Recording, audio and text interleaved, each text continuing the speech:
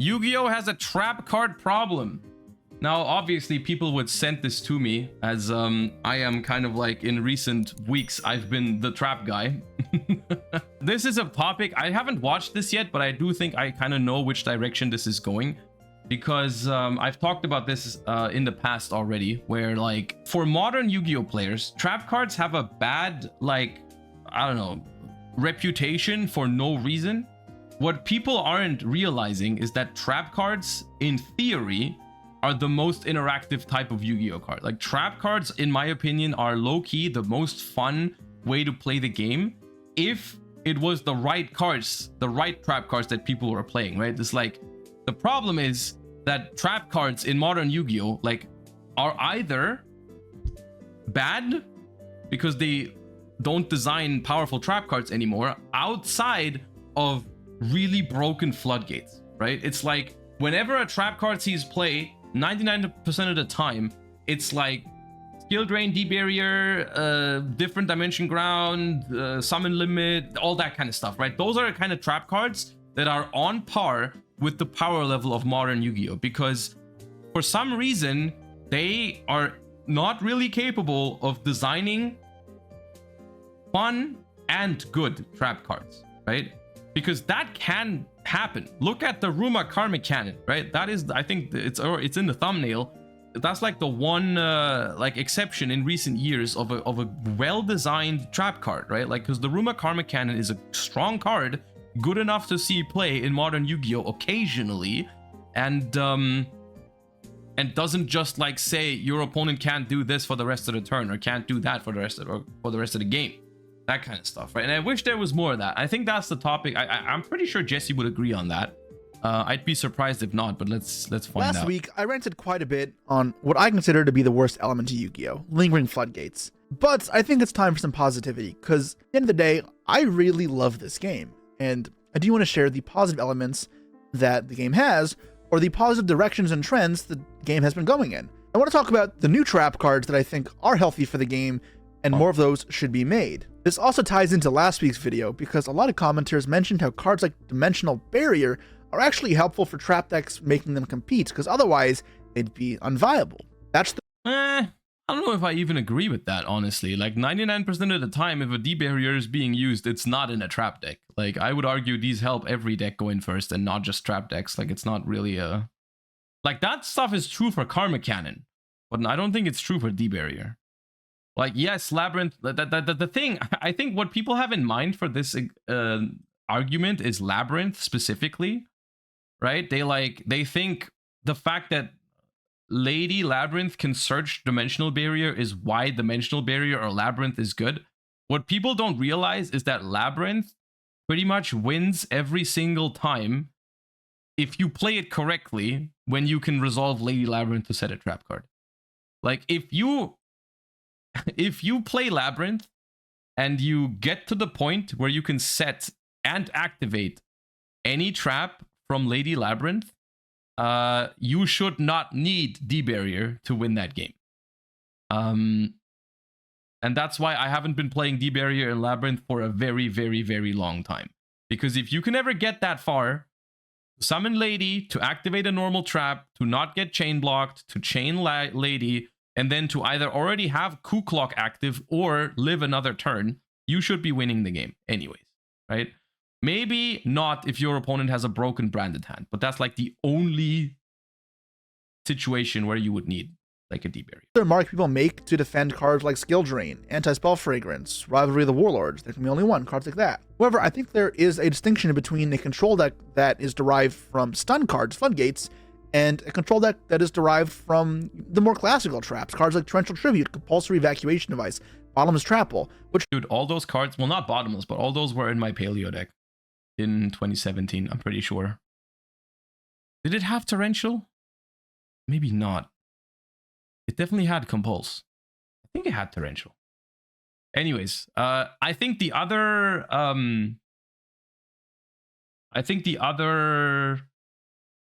point is that if look, if these kind of trap cards, like even if those arguments were real arguments, they're like, oh, D-barrier helps my trap deck, rivalry helps my trap deck, skill drain helps my trap deck. If that's the kind of trap decks that these cards facilitate, then I don't want them. I don't want those kind of trap decks. Those trap decks aren't fun. What's fun about that? That's not what you want when you play it. Like, in my opinion, you're not a real trap deck enjoyer when you defend those cards, right? Like, when you think flipping rivalry and beating a meta deck with that is a fun experience, then I'm sorry, this is not the discussion for you. You know, like, we're talking about trying to make Yu-Gi-Oh a fun game, and it's not fun. And I'm not saying that some of the combo decks are like, because for some reason, whenever you make these kind of arguments, you're like, but you're okay with like the combo boards? No, I'm not either. Like, that's also not fun, right? But one thing being unfun does not justify another unfun thing to exist in the game, right? At least in my opinion. I think you can criticize and on multiple ends, you know? Yes, are mostly outdated and not that good right now, but that doesn't mean cards like that can't work in the modern as long as they are updated. And the most modern card like that, which I think is a shining star of what should be expected from trap cards and has seen meta relevance, is Destructive Daruma Karman Cannon. Yeah. Now, the biggest thing here is this card doesn't floodgate your opponent. It's a one-time effect only as well. So this means, unlike Dimensional Barrier, this isn't going to restrict what your opponent does. But it's also not going to have multiple effects. It's going to do one thing immediately, and then... This is like, unironically, in terms of game design, probably one of the best cards from recent years. I'm not sure if it's the best, but this is a super well-designed card. This card is phenomenal. And it's a TCG exclusive, right? Like, the same people that designed Ashen designed Karma Cannon. Crazy to think about. Just that, which, you know, multi-part effects are not the end of the world, but it is kind of annoying how D-Barrier just persists the entire thing. But before... Better than Rollback? It's not a better card than Rollback, but it is, I think, a better designed card than Rollback. Like, when I say designed, I mean, like, I don't mean like the power level. I mean the, like, how well made it is, right? Like, and I do like Rollback, but Rollback has a lot of, like, Rollback is kind of like a double-edged sword, you know, like the way I've been playing Rollback is really fun and enjoyable, I think. And I don't think the way I've been using Rollback in like Paleo is like problematic or anything, right? Like, it's fine. But Rollback in a competitive sense has a lot of ways of being abused theoretically, right? And so it's like, it's a double-edged sword in that regard. Whereas the Daruma Karma Cannon is like just super balanced. Like, the card is good, but not too powerful. And like, if we had more trap cards like that, I think it would actually be more viable to play like real, like interactive trap decks in. Like, hell, Karma Cannon is even a card that sometimes, like, it's a normal trap card that is not a floodgate, not a lingering floodgate, and sometimes or often it's even a good draw when you go second. That is a quality that almost no trap card has.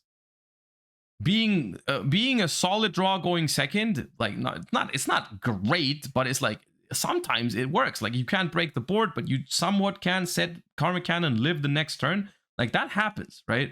And if we had more of those cards, you could actually go back and play like some amount of trap cards in like actual decks again. With like it's like there's just not that many cards like Karma Cannon. Before I rant on about that anymore, I've done enough of that. Let's talk about why I like Daruma Cannon so much. So the big thing with Daruma Cannon here is its removal. I think removal is one of the healthiest forms of interruption because it forces interaction a lot, and it means players have to be very particular and precise with when they're choosing to use that form of interrupt. Because if you use it inefficiently, you're not getting enough value, or it may not be hitting your opponent's Wait. Couldn't... This does not have anything to do with the topic of the video, but I'm just realizing, I didn't realize this at the time, but couldn't Cam just banish Poplar and Ash here and then nothing happens? Because Karma Cannon has to flip something. Yes? Okay, I'm not tripping. Okay, have to be very particular and precise with when they're choosing to use that form of interrupt. Because if you use it inefficiently, you're not getting enough value, or it may not be hitting your opponent's resources or combos at a vital time, both of which will require the player using the interrupt to be knowledgeable and Skillful, which I think are healthy elements of the game. And Daruma Cannon... Maybe they already used SP. No, they did use SP, but they used it on the wrong targets. They did chain SP to the Karma Cannon, but what happens is if you use SP, if Karma Cannon resolves and there's only Link monsters on the board, then because the way Karma Cannon is worded, it says flip everything face down, then send everything that's still face up to the grave, or the player sends. So what happens is if there's only Link monsters on the board, the first part of the card doesn't happen. We don't flip anything, which means then doesn't happen. So if there's only, like in that scenario, if you keep Apo and SP on the board, if nothing gets flipped, nothing gets sent. So you keep Apo and SP, but it doesn't have anything to do with the video, but just, yeah. And falls in line with that. Daruma Cannon's uniqueness also just allows players to approach it when they... Only links, you can't activate it, yes, but if there were Snake Eye cards on the field, if you can get rid of those before the Karma Cannon resolves, then it was a legal activation, but then the monsters that weren't links go off the board, so now in resolution, it doesn't do the second part of the effect. Have a read against it pretty differently. For example, if you're playing versus a Labyrinth deck, and you have a read your opponent is playing Daruma Cannon, then you can try avoid leaving any face-up monsters in the field that aren't links, because if there's no face-up monsters on the fields that can be turned face down, Daruma Cannon can't be activated. So, if you leave up a way to have follow-up through Daruma Cannon, and then, for example, link your two monsters into Nightmare Phoenix with nothing else you can turn face down, while the Labyrinth player has no face-up monsters, and that's a way of mitigating Daruma Cannon, because if you can hit snipe the Daruma Cannon with the Phoenix, or you know where it is, then it's effectively beaten. And this is something the Labyrinth player will also have to be conscious of. This is a mistake that, for example, probably cost me my top 32 match at YCS Brazil. It creates layers to the game where both players have to be very conscious of what the other player wants to do and play around it. And I know I'm just talking about Yu-Gi-Oh! In that sense, that's what it is, but when these Floodgate trap cards are activated, that type of thinking is really missed out on. That's not really what I have in mind when I think of a trap deck. And if I play for somebody who isn't super knowledgeable against how to play against trap cards, and they go about their Snake Eye combo, say, in an ordinary fashion, with no read on Daruma Cannon or how to play around it, they'll get Daruma Cannon near the end of their combo, they'll have very little recourse, and they'll probably just get obliterated. But this really falls in line with the Yu-Gi-Oh! That I look for, that rewards players who have done prep work and are good on the fly with adaptive thinking. Yeah, so like basically, I think an easier way to put it would be like, think about the difference between playing a Snake Eye combo versus, like, let's say you have a Snake Eye Ash and your opponent has an Effect Veiler, just to bring some other form of interaction into the mix rather than just Floodgates, right? Think of the way you can play a Snake Eye Ash combo into an Effect Veiler, or think of the way you can play a Snake Eye Ash combo into like a set card that could be a Daruma Karma Cannon, right? Like, it makes a huge difference, because if you normal summon Snake Eye Ash, for both players, the fact if it's like an interactive trap card is way more challenging and skill intensive than if it is a hand trap or a Floodgate, right? Like, if my opponent normal summons Snake Eye Ash, well, I'll Veiler it, not much to think about there. If I have a Karma Cannon and they have a Snake Eye Ash, a game happens. Right? Like, stuff happens. They think about, okay, how much do they commit? What do they search with Poplar? And I have to think about, when do I Karma Cannon for maximum effect? And they have to, like, do I Karma Cannon Snake Eye Ash and Poplar immediately, hoping they don't have an extender? If I don't, then maybe they go for a Nightmare Phoenix instead of for the normal line, and so on and so forth. Like, an actual game develops, and that's the goal, I think, of that. That's what the goal of trap cards should be. And the only problem with that in modern Yu-Gi-Oh! Is that a lot of the trap cards that would facilitate that sort of gameplay are simply not good enough. And for some reason, they never really manage, or not very often, they manage to make actual good trap cards that are not just like Floodgates. And they're just expressing skill. And it's also this step up of elevation that these other removal traps from decades ago didn't have. Because Daruma Cannon puts cards face down, but to bypass the issue that cards like Book of Eclipse or Floodgate Trap all have, being weak to Link monsters, it has the ability to send Link monsters to the grave. On top of that, it doesn't have a lot of the problems the trap cards have, being weak to immune effects, because if they have a Towers-like monster, like X-Pearly Noir, then Daruma Cannon goes through it. Same with a card like Sangan Summoning. Daruma Cannon will go through it. And I think it fixes a fair bit of the problem that trap cards have. It really gives it that level of power that is really worth running. It's not something to just be laughed at, as well as not being the problematic type of trap that I've talked about earlier. And this card has seen play countless times over the last few formats in trap decks and sometimes even not in trap decks. For example, this was probably one of the best thrust targets to play, especially when Book and Moon cards were good. So like when I played Unchained back at YCS Vancouver, I'm pretty sure I played Destructive Daruma Cannon in that deck. I know if I didn't play it at that event, I did play it in Unchained at some points in the side deck. Now the thing is, balancing those type of traps can be a little problematic, because if you make the card too powerful, it does mean that every deck could just decide 3 of it going first, and even if it doesn't floodgate your opponent out, it may be too much of a bolster for going. To be fair, that is the case for every card, right? Like every card, if you're not careful, if you're trying to make a good card, you might make it too good. I mean, that constantly happens with monsters or spells that are not floodgates, right? Like you look at Poplar or whatever, right? That overtuned as hell. But I don't recognize, like, I don't think it's ever happened to a trap that wasn't a floodgate. Like, can you think in, let's say, like recent, like, I don't know, years, when has a trap card that wasn't lingering or floodgate, when has a trap card like that been problematic? I don't think it's happened yet.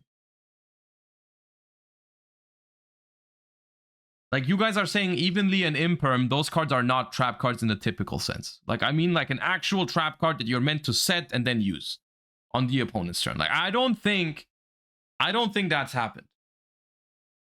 Revolt, I don't think Revolt's overtuned. I don't think Revolt is overtuned. I don't think Ice Dragon's Prison was overtuned. I don't know. Sixth Sense is from 11 years ago. Now think of that. I think that's a great point that we're talking about right now, because if I ask you the same question about, like, think of a monster that was overtuned in the last year that wasn't a floodgate, right? Think of a spell that was overtuned that wasn't a floodgate, right?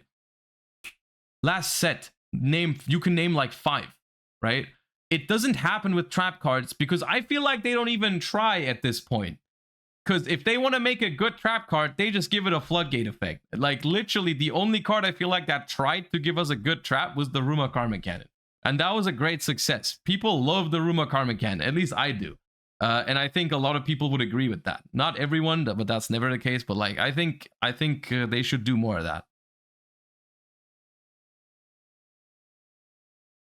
First decks that it becomes unhealthy for the game. So that is one other thing we have to keep into account.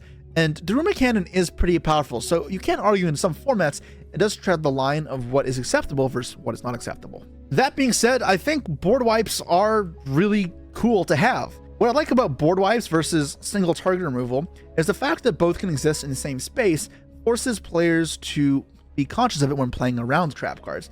Another dynamic of the game that I think is largely lost because the traps that do that type of thing aren't viable. What I mean by that is, so, like, I do like this point as well, because if you have a deck that has traps that punish overextension and then you have traps that deal with individual cards, there's this element to the game that doesn't really exist at the moment, where, like, you have to think, like, hey, am I going to try to commit little resources and apply pressure like that, but then I lose to, like, a single target removal?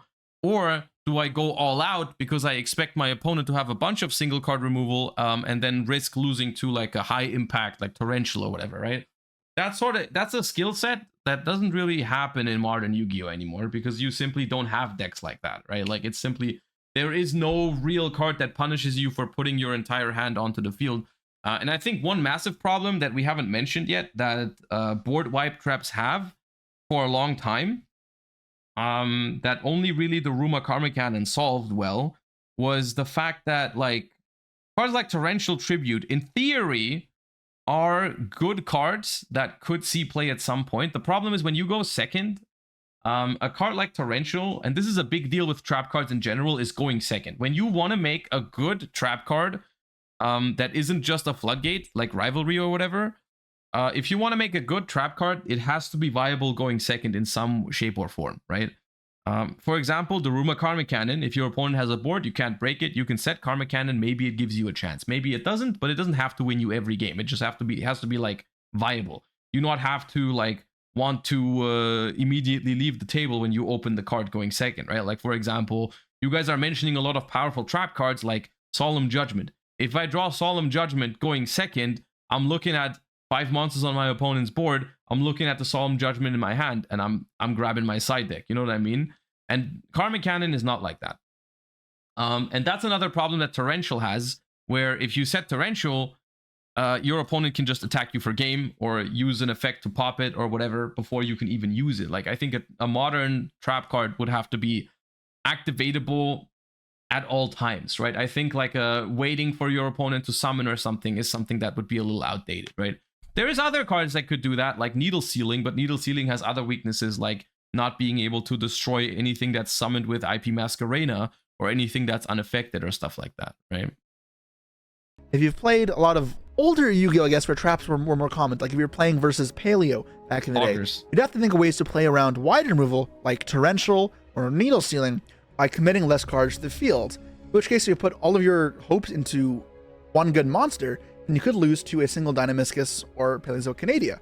I think this level of choice and forcing players to make reads and calculated decisions is super intricate and interesting. Now, if you've played against or with trap decks, like actual trap decks, not stun decks, like decks like Labyrinth or Paleo, then you'll have seen this a lot. I think it's a really fun, different approach to Yu-Gi-Oh that is not like combo Yu-Gi-Oh.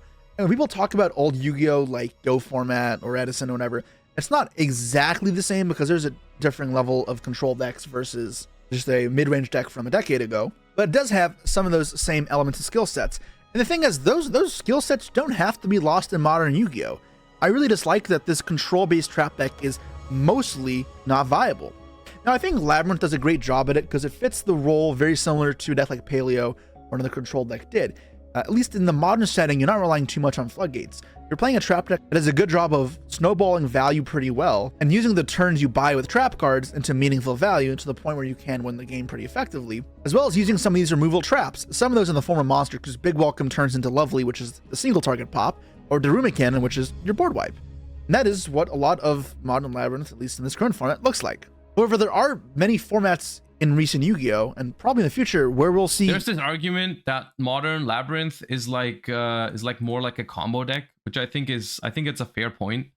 I personally don't think Labyrinth classifies as a standard quote unquote trap deck that much, but I think it's a modern like interpretation of a control slash, somewhat trap deck. I think it's a fair, like, it's very nitpicky to be like, yeah, Lab is not actually a trap deck. Lab is not a control deck or whatever. I think Lab in its core is like it's a fun concept, and it is kind of similar. It's kind of like a modern version of that kind of stuff, right? And I think that's important to realize, is that I don't think the thing that you should be asking for, or also what I'm asking for, is I don't want to go back in time. I think Yu-Gi-Oh is always changing and needs to evolve. I don't want the same decks to be viable again, or like I don't want to go back to the old times in the exact same way. But I want more modern interpretations of that sort of playstyle, right? Like that is a playstyle that has basically died out, right? And I think that is sad. I like that playstyle. Zero viable control decks. And I don't want it to just be Lab being the only control deck for the next few years. I'd like Konami to put a little more effort into designing more of them.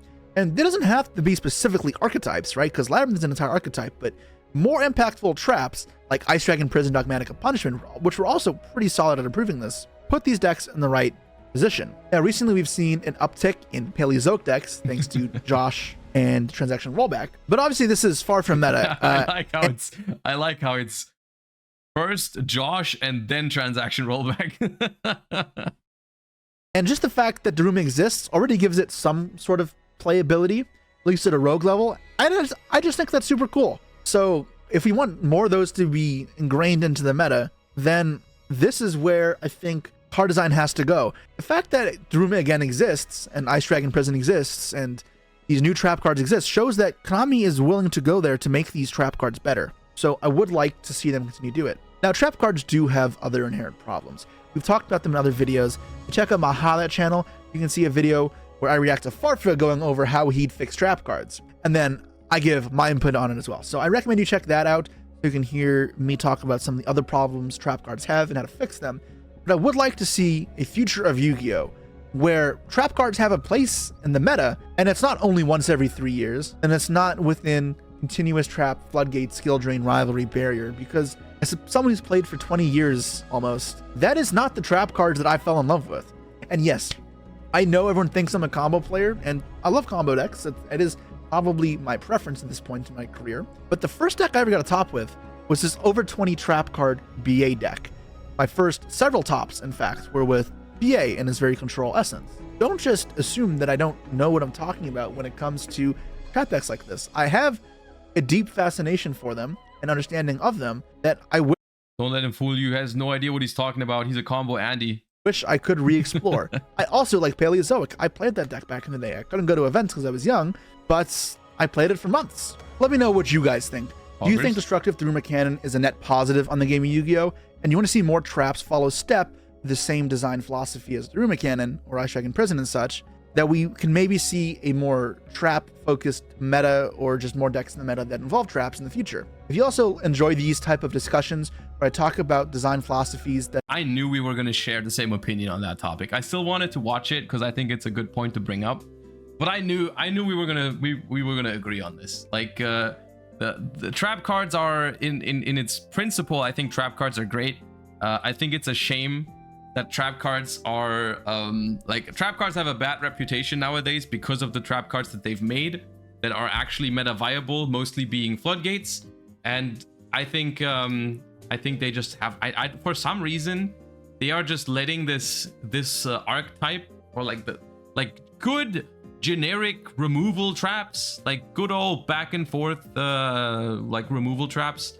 It's just an archetype of Yu-Gi-Oh cards that has basically died out. They haven't really, like, they're developing broken new monster archetypes and combos. They're making good and powerful spell cards. Like, think of how many good, like, non-archetypal spell cards they've made, like, in terms of staples. You know, they give you, like, pots for consistency every other, like, year or every other set. You get, like, tactics, thrust, all sort of tools, you know, like Cold Pie, Cross Out, Lightning Storm, all this kind of... They give you so many different ways to play spell cards in, like, generic, in every single deck and all that. And they're making their ways into every single deck, right? And then, like, they make so many good... They even make good generic monsters that go into a bunch of different decks, right? But they just, for some reason, are not really attempting to make good trap cards. For some reason, most of the time they make a trap card, it's like some meme, like linear equation cannon or whatever. Like they probably put like 2 weeks into designing that card to make it as much of a meme as possible. They probably put more time into making linear equation cannon than they put into Poplar. I'm gonna be honest with you, but it's like it's just a shame that we're not getting many of those kind of cards. Their replacement for good traps is good quick play spells, right? See, the thing is, in reality, that doesn't even matter that much. Because yes, they could achieve this by making more powerful quick play spells, right? Because you can theoretically get the same that's a very easy fix to make an interactive card that is good going first and second, right? And it's proven that sort of concept is viable in modern Yu-Gi-Oh. Because look at super old cards, Book of Moon, Forbidden Chalice, Book of Eclipse. Those cards are seeing play. Like that's fine. That's good enough for modern Yu-Gi-Oh. Because if that kind of card exists, that's good going first, good going second, solid card to set, to use on your opponent's turn. And all of those cards are interactive and cool, right?